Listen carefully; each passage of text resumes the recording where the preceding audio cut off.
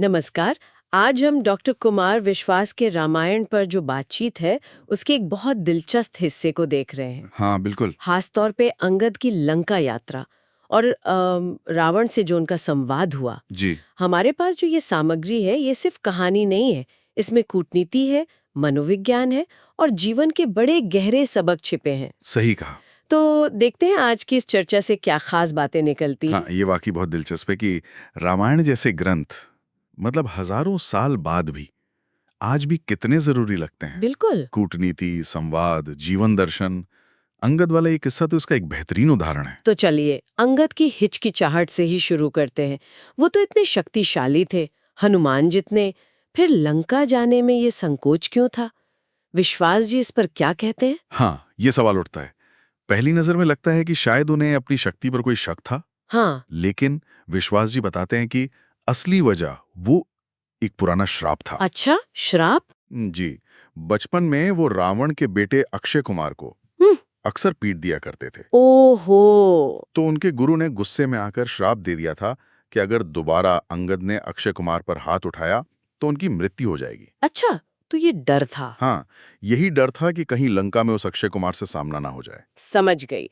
तो ये एक तरह की मनोवैज्ञानिक बाधा भी थी। बिल्कुल। और ऐसे में राम का उन्हें दूत बनाकर भेजना ये उनकी रणनीति का कैसा हिस्सा था? मतलब युद्ध तो लगभग तय लग रहा था। हाँ, यही तो राम की महानता है। दिखाता है कि वो आखिरी पल तक, बिल्कुल आखिरी क्षण तक शांति का रास्ता ढूंढ रहे थे। हाँ, प्रयास तो करना ही था। पर यह सिर्फ शांति प्रस्ताव भेजने जैसा नहीं था, इसमें एक और परत थी। अगर युद्ध टल नहीं रहा तो सामने वाले का हौसला तोड़ना भी जरूरी है। हाँ, मनोवैज्ञानिक दबाव। बिल्कुल। अंगद का चुनाव इसी रणनीति का हिस्सा था। एक तो बाली का बेटा, जिसे देखकर शायद रावण को कुछ पुरानी बातें याद आएं। हाँ, कि उसके पिता ने हराया था। जी। और दूसरा एक ऐसा दूत जो मानसिक रूप से हावी हो सके, सामने वाले को हतोत्साहित कर दे। और रावण की सभा में पहुंचकर अंगद ने ठीक यही किया भी। विश्वास। जी बताते हैं ना वो दृश्य कैसा था। हाँ रावण अपने दरबारियों से घिरा हुआ। हाँ, वो चमचा मंडल जिसे कहते हैं। हाँ हाँ। और रावण सोच रहा है कि राम डर गए इसीलिए दूत भेज रहे हैं। बिल्कुल एकदम अहंकार में चूर। लेकिन अंगद का जवाब, वो कूटनीति और हाजिर जवाबी का अम, कमाल का मिश्रण था। कैसे? उन्होंने सीधे रावण के अहंकार पर चोट की। हाँ। पहले तो पिता बाली की याद दिलाई। हाँ, कि उन्होंने तुम्हें 7 बार हराया था। बिल्कुल। कहा वही बाली जिन्होंने आपको 7 बार मारा। फिर समुद्र लांघने जैसा जो इतना बड़ा असंभव सा काम था हनुमान जी के लिए, हाँ। उसको भी एकदम मामूली बता दिया। हाँ, कहा सागर कैसे तरो जैसे गोपथ। जैसे गाय के खुर का निशान पार करना हो। हाँ, मतलब तुम्हारे लिए ये बड़ी बात होगी, हमारे लिए कुछ नहीं। और सबसे तीखा वार तो तब किया जब रावण ने पूछा कि तुम कौन हो। क्या कहा उन्होंने? उन्हें कहा मैं तो बस सीए चोर, मतलब सीता के चोर को देखने आया हूं।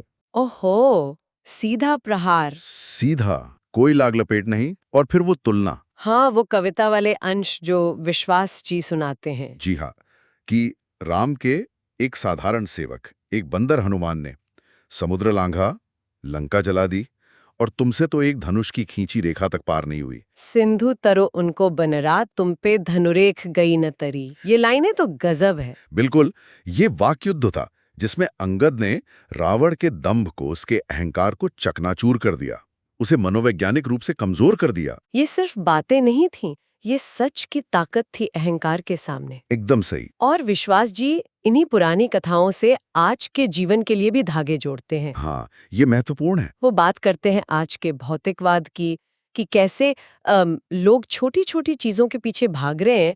आईफोन के लिए क्या-क्या नहीं हो रहा। हाँ, वो उदाहरण देते हैं ना कि बच्चे को बेचने तक की खबरें आई। दिल दहलाने वाला। और फिर सोशल मीडिया की दुनिया जहां सब कुछ इतना सजा संवरा, इतना फिल्टर वाला है। बिल्कुल, एक वायवी मायावी जगत, एडिट की हुई रील्स, फिल्टर लगी तस्वीरें। हाँ, और ये बात सीधे-सीधे रामायण के उस प्रसंग से जुड़ती है ना? हाँ, बिल्कुल जुड़ती है। ये वही तत्व और भ्रम का संघर्ष है। राम का सत्य, उनका धर्म, अंगद की चतुराई जो सत्य पर आधारित है, ये तत्व है। और भ्रम? और रावण का अहंकार, या फिर आज का ये भौतिकवाद, ये सोशल मीडिया का दिखावा, ये सब भ्रम है, एक माया है। जैसे रावण अपने चापलूसों के बनाए भ्रम में जी रहा था, विश्वास जी कहते हैं, वैसे ही आज हम कहीं ना कहीं इन फिल्टर्स और एडिट्स के भ्रम में जी रहे हैं। और वो जीवन की क्षणभंगुरता की भी याद दिलाते हैं। अंत में तो सबको मिट्टी ही होना है। बॉडी हो गया। हाँ, कबीर का दोहा भी याद करते हैं, जरा हल्के गाड़ी हाँको मेरे राम गाड़ी वाले। जीवन की गाड़ी को जरा धीरे संभाल कर चलाने की बात। बिल्कुल, विश्वास जी का मूल संदेश यही लगता है कि अपनी इच्छाओं को सीमाओं में बांध कर रखना जरूरी है। नियंत्रण। हाँ, चाहे वो रावण का असीमित अहंकार हो या आज की हमारी असीमित भौतिक इच्छाएं, अंत में ये दुख ही देती हैं। जीवन की जो असली बिना फिल्टर वाली सच्चाई है, उसे पहचानना जरूरी है।